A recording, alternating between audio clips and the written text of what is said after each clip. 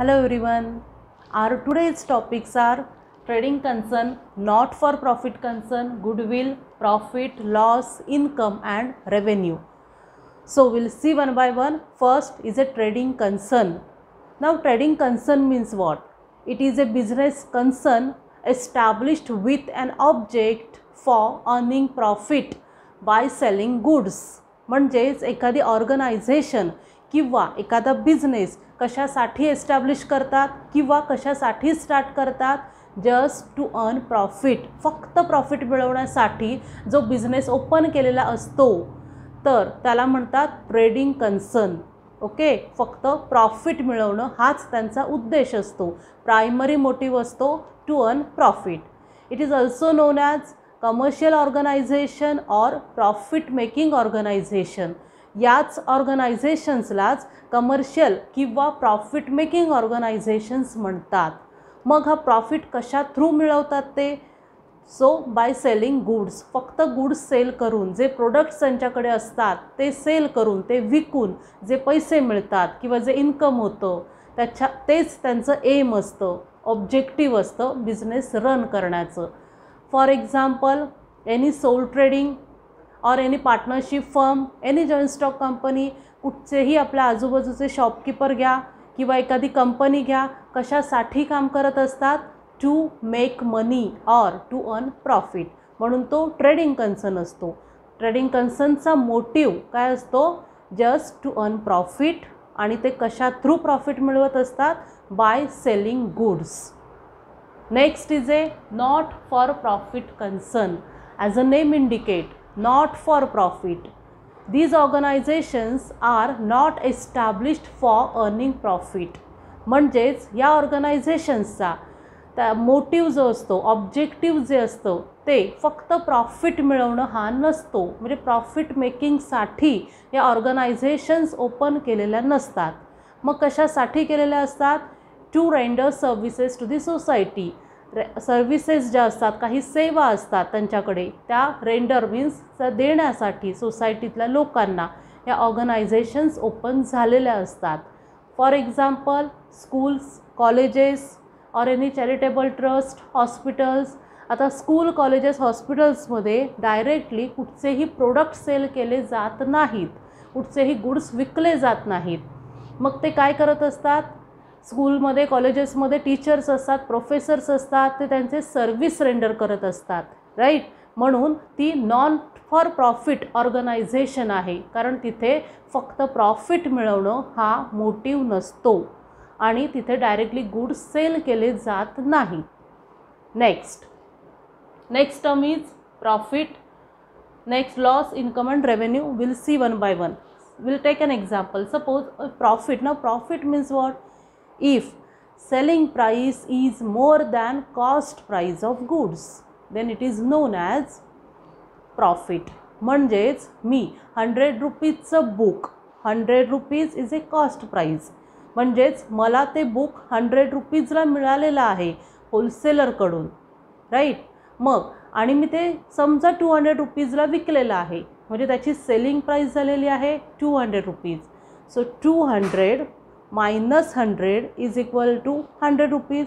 जो डिफरन्स आहे तो प्रॉफिट आहे. When selling price is more than cost price of goods, then it is known as profit. Okay. Next loss, exactly opposite term. When cost price is more than selling price.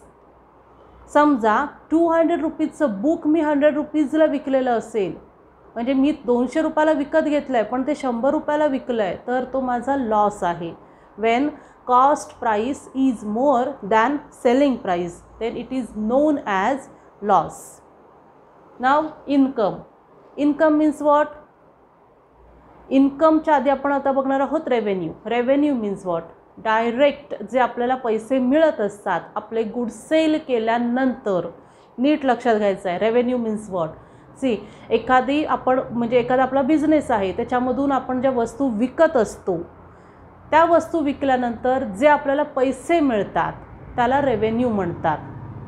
Okay. म्हणजे तिथे आपण expenses वगैरे काहीही लेस केलेले नाही आहेत. समजा माझा बिझनेस आहे, या मंथमध्ये मला 50,000 माझे प्रोडक्ट विकून मिळालेले आहेत, तर 50,000 माझा रेव्हेन्यू आहे, त्याच्यावरती मी काहीही केलेलं नाही आहे, फक्त मला पैसे आलेले आहेत 50,000. That's it. So that is revenue for my business. Now what is the difference between revenue and income? Revenue means direct जे आपल्याला पैसे मिळतात त्याला रेव्हेन्यू म्हणतात. Income means what? Revenue minus expenses. आपल्याकडे जे पैसे आलेले आहेत त्याच्यातून आपण आपले एक्सपेन्सेस, म्हणजे समजा इलेक्ट्रिसिटी बिल असेल किंवा आपल्या ऑफिसचं रेंट असेल, एम्प्लॉईची सॅलरी असेल, काहीही जे एक्सपेन्सेस असतात ते सगळे लेस करून जी अमाऊंट उरते त्याला म्हणतात income. Okay, revenue minus expenses is equal to income. आता इन्कम वेगवेगळ्या प्रकारचं असू शकतं. समजा माझं एखादं फ्लॅट आहे, त्याचं रेंट मला मिळतं, that is a income for me. माझे शेअर्स आहेत त्याच्यावरती मला डिव्हिडंड मिळतो आहे, that is a income for me. वेगवेगळ्या प्रकारचं, किंवा माझ्याकडे काही बँक बॅलन्स आहे त्याच्यावरती मला इंटरेस्ट मिळतो आहे, that is also income for me. म्हणजे इन्कम नॉट नेसेसरी फक्त बिझनेसमधूनच मिळायला पाहिजे. ओके, मग वेगवेगळ्या मार्गांनी सुद्धा आपलं इन्कम असू शकतं, पण रेव्हेन्यू जो आहे तो डायरेक्ट बिझनेस रिलेटेड आहे. आपला एक्झॅक्टली बिझनेसमधून आपल्याला किती अमाऊंट येत आहे त्याला रेव्हेन्यू म्हणतात. Okay, our next and last point is goodwill. Now goodwill means what? Goodwill means reputation of the business, name or image of that business. It is an intangible asset. Intangible asset means what? They doesn't have any physical existence or any physical presence.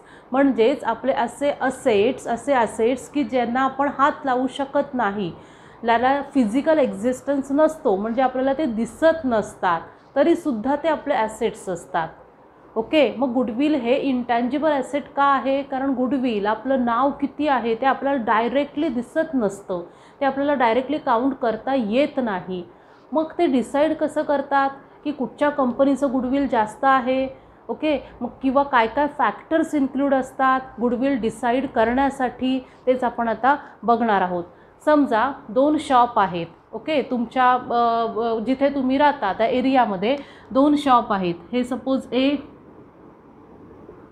And next समजा हे एक shop आहे. आता तुम्हाला सांगितलेलं आहे की हे जे शॉप आहे त्याचं आपल्याला गुडविल डिसाईड करायचं आहे. ओके, आता गुडविल कशावरती? तुम्ही एकदम कॉमन सेन्सने मला आन्सर्स द्यायचे आहेत की गुडविल कशावरती तुम्ही डिसाईड कराल? काही माहिती नाही आहे तुम्हाला गुडविल म्हणजे काय, ते कसं डिसाईड करायचं आहे. काही आपले कॉमन क्वेश्चन्स आपल्याला स्वतःलाच आपण विचारायचे आहेत. कुठचं शॉप जास्त चांगलं आहे, म्हणजेच कुठच्या शॉपचं गुडविल जास्त आहे ते आपल्याला बघायचं आहे.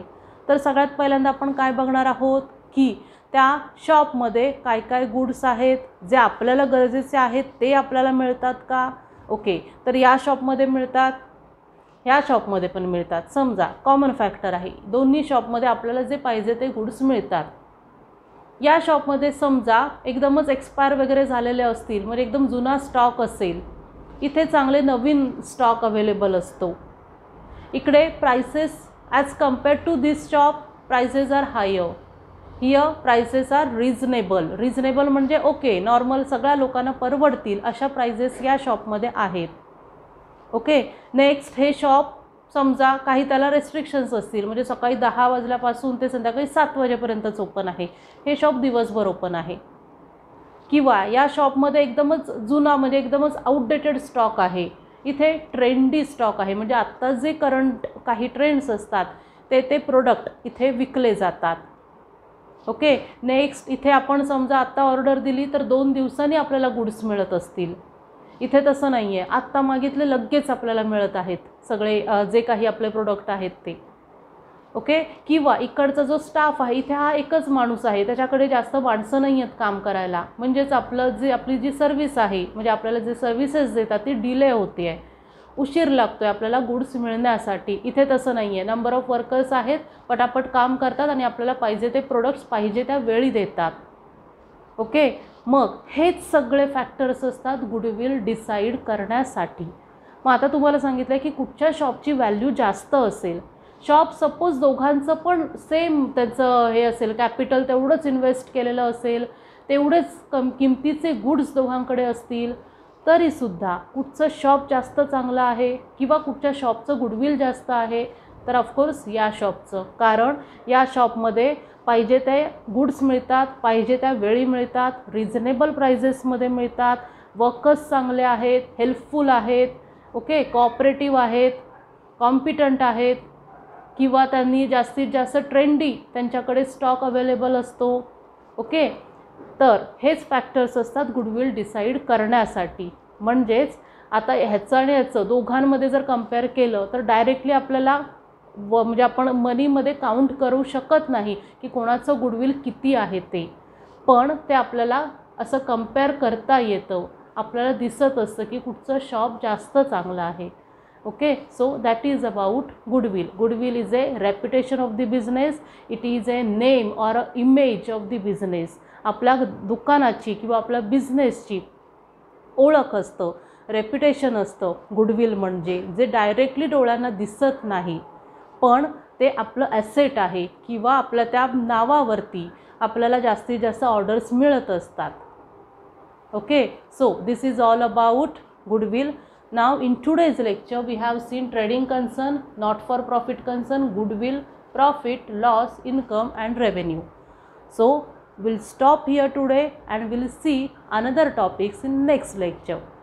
If you have any doubts or any queries, please comment me in the comment box. Thank you.